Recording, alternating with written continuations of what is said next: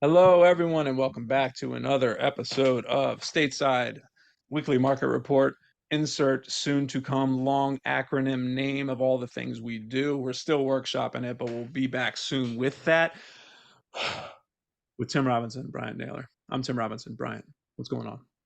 How much the whiteboard is getting filled up with, ideas on what we're going to name this thing. Oh, I have a feeling we're We're just going to going have to to settle change on this. Like something. every month, we're just going to change it to something else. But you know what it is. It's Brian. It's Tim. We talk real estate. We try to help you buy and sell. We try to help you invest. We try to help you get you think differently and keep you updated with all things going on in the market.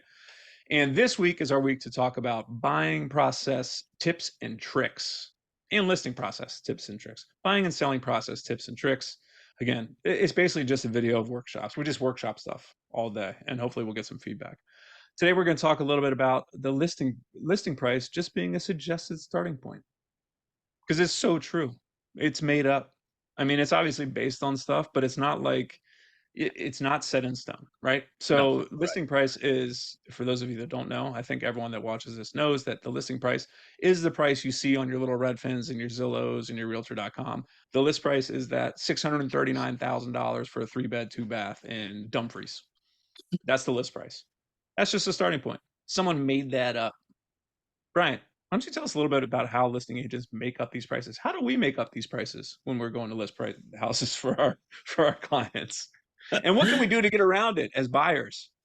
yeah, there's multiple different types of strategies involved in coming up with a listing price, right? There is Sure. underlisting it to force competition and bidding to ultimately get a higher number, or there's pricing it at what the market is telling us. For example, if we have a 3-2 in Dumfries, what we're going to do is we're going to go look at the MLS. We're going to pull recently sold property around that property they're similar 3-2s or close to that, and then we're going to see what they sold for based on the condition, the locations, school district, all that. And we're going to take those and we're going to look and see which ones are the most comparable, which ones are closest in size, bedroom count, bathroom count. School district always comes into play, especially in this area. And Yeah. Condition, and we're gonna come up with a number. So for example, let's say there's one that sold for 525, one that sold for 550, one that sold for 575, and the 575 is a little bit nicer than ours, that maybe a little bit better amenities, maybe it's a little hair bigger. And maybe the one on the bottom, the 525, it's a little less, conditions not as good, as maybe like one less, like a half bath instead of another full bath. So we're just kind of going to take little tidbits from each one until we kind of start narrowing it down into a window. And what we do and what we're taught to do is we will typically not give you an exact, here's the price I think you should price your house at, 550. We're not going to say that. We're going to say somewhere in between this window is the price of your house. If you want to get the top dollar for the house, this is what we're going to have to do to get it ready. We're going to have to stage it, professional photos. We're going to have to do painting. We're going to make it look, we're going to put lipstick on it. We're going to make it look nice. If you just want to get rid of the house, this, and then here's kind of the bottom of the barrel, like what you can expect if you do nothing to the house, right? If we just do the basics, we just take basic photos, we don't stage it. We just really just put it on as is. No painting, no other touch-ups. So anyways, we're going to come up with it. And then it's ultimately up to the seller to decide what they want to sell their house in. We're not in that chair. That's the seller is going to say, like, this is what we want to sell the house at. And if that's a price that we think we could sell it at, we're, obviously going to do our best to have that happen. But when it comes to a suggested starting point, really, then that's really what it is. It's people getting hung up on like 550,000. Like, oh, why 550,000? That's that's we have to, we have to pay at least that. Well, it's not all the time. It really depends on, like I said, multiple factors. A lot of houses that are sold don't sell for whatever they're sold, like whatever they're listed for on the MLS, because it's just a suggested starting point. Nailed it. Yeah. I mean, All right, that's that's it. it. That's perfect. And thanks for tuning in. Yep, turn the No, but lights off. that's really that's that's it, and I think that this is helpful information because if you're buying a house for the first time or you just don't understand how it works, it's suggested, and it obviously depends on the market. The past few years have been absolutely insane, and you could, in the past couple of years, see 550 and think 580. There were months there where every client of mine that was a buyer that was looking said, "Oh, this one's only 550." I said, "No, it's not." There that is a low pricing strategy based on comparables and based on the demand in this neighborhood. Yeah. You were looking at a minimum of 580. You might be going to 600, 610. Period. That's it. And it was frustrating. It was frustrating because people would, have their searches set up to 550 because that's their max. They'd see 550, and I would just have to tell them, you are not going to get that for 550. You're not. Set your search to max of 500, and then we might be able to get something at 550. Now, that's not the case. That's not the case. Set your search back at 550. Will you get it at 550? Maybe, maybe not. Will you get it at 530? Possibly. Or might it go to 570? Depends on so many things. Like if people have been looking at that neighborhood, the school district, the finishes in that house versus other ones in the neighborhood. It depends. It I can't even get into all the things it depends Yeah, on. it just depends on It so many so many factors. things. It really, really You could does. sell And it then for a little bit more, but get a seller concession, seller right, to concession. And help you with these closing are other costs. Or videos we're doing. Yeah, right, seller there's so credits and many. Right.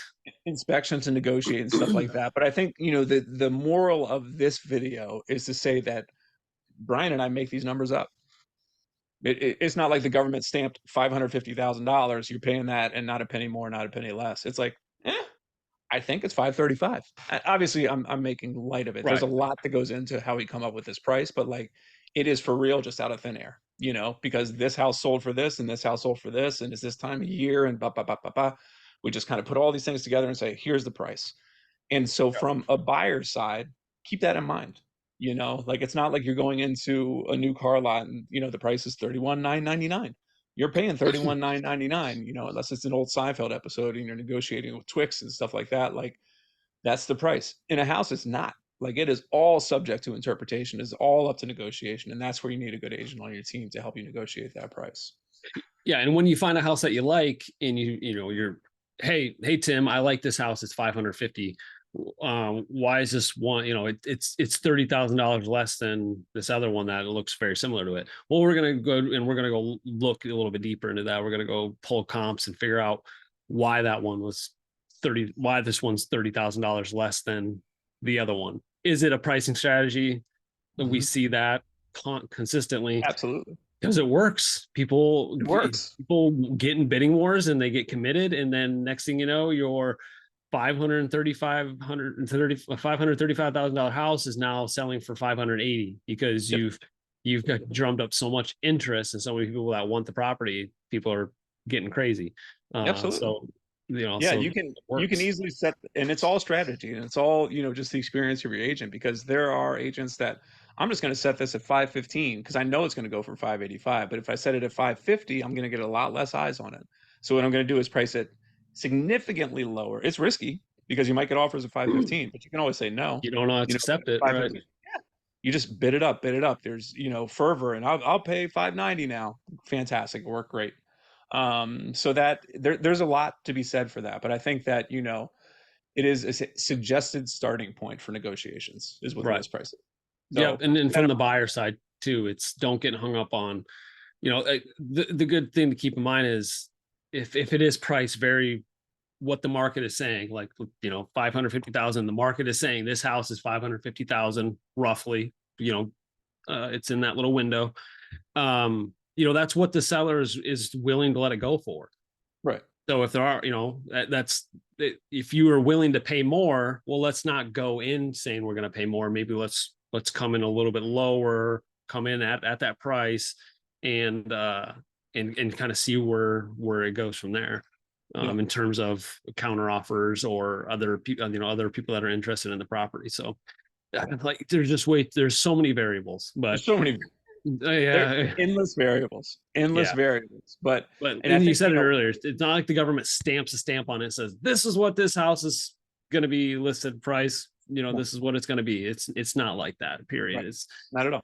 yeah. Not at all. And so use that to your advantage. So I think that again, we could do multiple video offshoots of all this, like each of these little seller callbacks and pricing low and bidding up interest and all this stuff. But like the moral of the story is that there's wiggle room. Up or down, there's wiggle room. It is a suggested starting point. Use it as such. You don't have to go in at list price. That's it. Anything Right. else? Well, that loud noise earlier, I don't know if you heard that. That was our 7-minute Oh, it was? I missed it. timer. You gotta make it louder, man. All right. It's So really we're up. loud on Time's my up. end. You got good sound dampening on your microphone, I I think. might. All right. Now I'm all frazzled. Thanks everyone for tuning in to acronym to be inserted here at some point. Long name Stateside Residential YouTube channel of education and fun. I'm Tim Robinson. That's Brian Naylor. We will see you next week with more pseudo educational information about real estate. Yes, I think next week we have appraisal gaps. Ooh, more made up stuff. Stunner. More made up Yeah, stuff that more happened in COVID. talk about like, yeah, suggestive. Yeah. So, No, all right. we're just making stuff up to win our buyers' properties now. Tune in, and it works. All right. Let's see you next week. All right.